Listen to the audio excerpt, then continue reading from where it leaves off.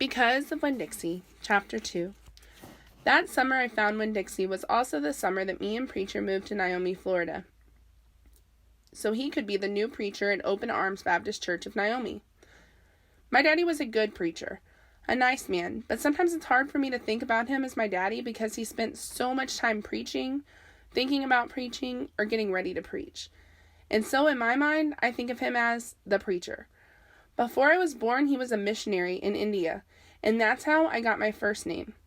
But he calls me by my second, Opal, because that was his mother's name, and he loved her a lot. Anyway, while me and Winn-Dixie walked home, I told him how I got my name. I told him how I had just moved to Naomi. I told him about the preacher and how he was a good man, even if he was too distracted with sermons and prayers and suffering people to go grocery shopping. But you know what? I told Winn-Dixie, you are a suffering dog, so maybe he will take you on right away. Maybe he'll help keep you. Winn-Dixie looked up at me, wagged his tail. He was kind of limping, like something was wrong with one of his legs. And I have to admit, he stunk bad. He was an ugly dog, but already I loved him with all my heart. When we got to the Friendly Corners trailer park, I told Winn-Dixie that he had to behave and be quiet, because this was an all-adult trailer park, and the only reason I got to live in it was because the preacher was a preacher, and I was a good, quiet kid. I was what Friendly Corners trailer park manager, Alfred, called an exception, and I told Winn-Dixie he had to act like an exception too. Specifically, I told him not to pick any fights with Mr. Alfred's cat, or Miss Detwaller's little yippy Yorkie dog. Samuel, Winn-Dixie looked up at me while I was telling him everything. I swear he understood. Sit, I told him. When we got to the trailer, he sat right down. He has good manners. Stay here, I told him. I'll be right back.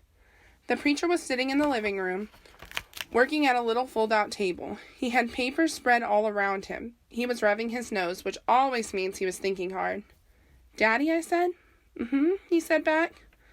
Daddy, do you know how you're always telling me that we should help those less fortunate than ourselves? He said. He rubbed his nose and looked around all at his papers. Well, I said, I found the less fortunate at the grocery store. Is that right, he said? Yes, sir, I told him. I stared at the preacher really hard. Sometimes he reminded me of a turtle hiding inside of its shell, in there thinking about things, and not even sticking his head out into the world. And Daddy, I was wondering, could he stay with us for a while? Finally, the preacher looked up at me. Opal, he said, what are you talking about? I found a dog, I told him, and I want to keep him. No dogs, said the preacher. We've talked about this before. You don't need a dog. I knew it, I said. I know I don't need a dog, but this dog needs me. Look, I said. I went to the trailer door and hollered, Winn-Dixie! Winn-Dixie's ears shot up in the air, and he grinned and sneezed, and then he came limping up the steps into the trailer and put his head right on the preacher's lap, right on top of the pile of papers. The preacher looked at Winn-Dixie. He looked at his ribs and his matted up fur and the places that were bald. The preacher's nose wrinkled up. Like I said, the dog smelled pretty bad. Winn-Dixie looked up at the preacher. He pulled back his lips and showed the preacher all of his crooked yellow teeth, wagged his tail, and knocked some of preacher's papers off the table. He sneezed, and some more papers fluttered to the floor. What did you call this dog? The preacher asked. Winn-Dixie, I whispered. I was afraid to say anything too loud. I could see Winn-Dixie was having a good effect on the preacher. He was making him poke his head out of his shell. Well, said the preacher, he is a stray, if I've ever seen one. He put down his pencil and scratched Winn-Dixie behind the ears. And the less fortunate, too, that's for sure. Are you looking for a home? The preacher asked in a real soft voice to Winn-Dixie.